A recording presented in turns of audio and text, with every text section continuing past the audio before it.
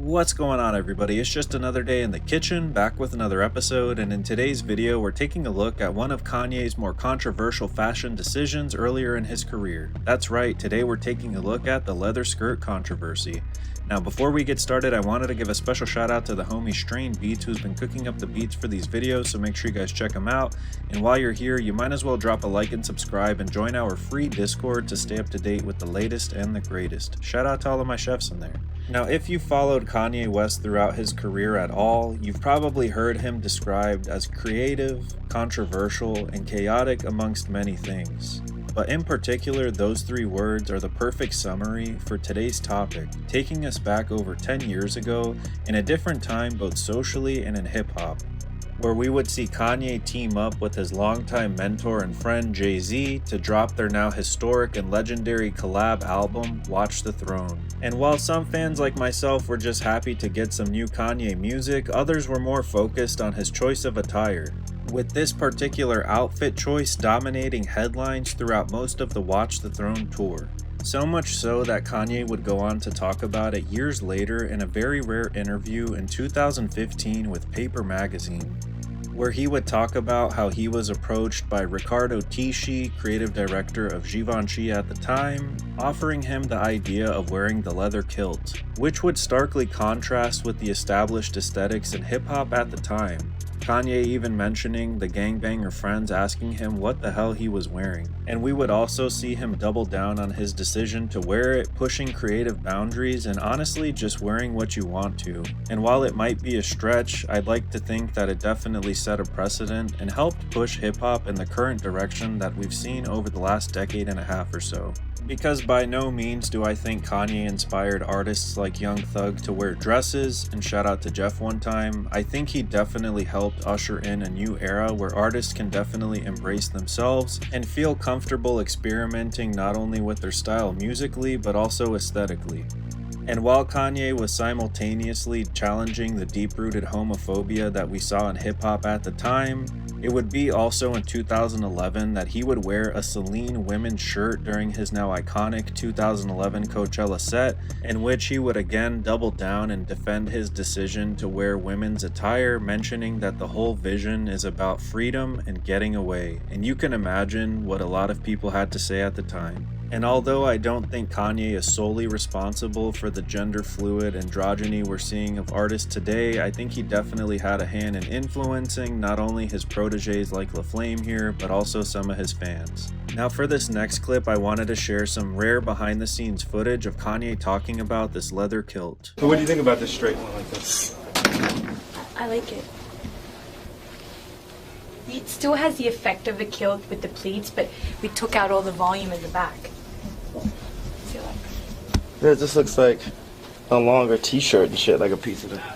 Well, really, it's Riccardo Tisci's vision from Givenchy, so I don't want to take too much away from what his vision was, but I know from the meeting that Riccardo, Virgil, and Kanye had in Paris, he just knew that he should be wearing a kilt.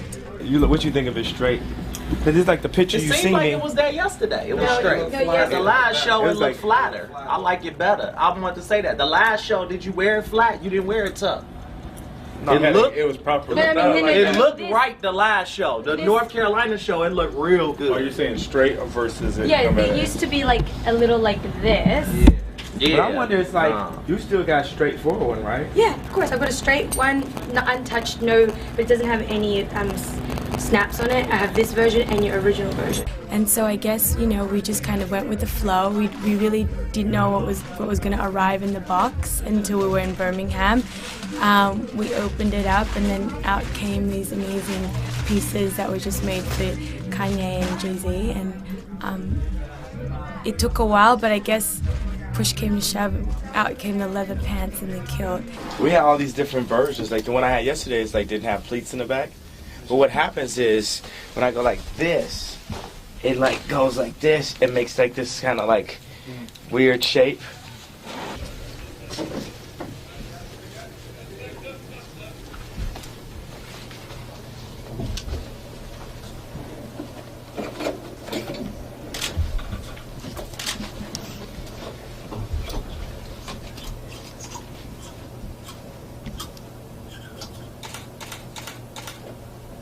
I just love this.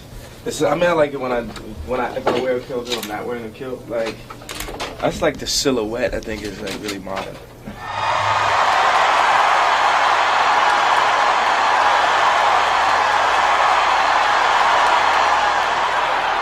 So if you like this, I can make the other skirt like this, or just keep it. It's a kilt. Let's call it Sorry, a kilt. kilt. It's a kilt. Sorry.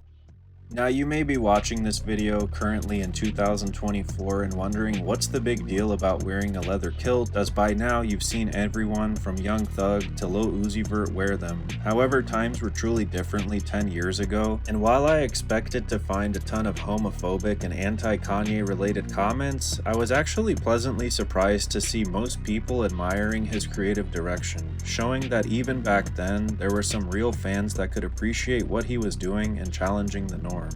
And again, I just can't stress enough how differently times were in hip-hop before Kanye came on the scene, because like he would go on to mention on the Yeezus album, he was just a guy wearing a pink-ass polo with an effing backpack, taking on the hip-hop industry, which was filled with gangbangers and artists wearing oversized tees. Now, if you made it this far in the video, thank you so much for watching, and let me know what you guys think about this one in the comments. I realized that this Vultures rollout has kind of dried up, so I wanted to give you guys some dope Kanye related content that I haven't seen anyone else talk about. And as far as any updates on the $20 Yeezy and Vultures merch, unfortunately we haven't had any communication from the team, and as you can see from my last video talking about the shipping situation, there are a ton of people that have also not received any updates, so if you've been waiting for a minute like I have, I promise you're not the only one. Now, if you're looking for some great quality merch in the meantime that's not going to take 4 months to get there, I would suggest you check out my website at wedontcookfood.com. And while I was wrapping up the research for this video, I wanted to highlight the following excerpt from the upcoming Kanye West Hypebeast article, in which they mention that Kanye plans on releasing Vultures Volume 2 and 3 through his own platforms. So I'd love to know in the comments what you guys think about that. And if you're interested in another Kanye related merch controversy, I've got you covered, and I'll go ahead and link his Yeezus merch controversy I covered in the description. Now, with all that being said, and despite the fact that Ye has still not shipped any of my Yeezy merch, I wanted to throw this video together to really highlight just how Kanye has stayed true to himself throughout his career, and I hope this motivates you and encourages you to wear what you want and to commit to it. Now, as always, guys, thank you so much for watching this video. Let me know what you guys think about this one in the comments. If you have received any merch updates, of course, let us know.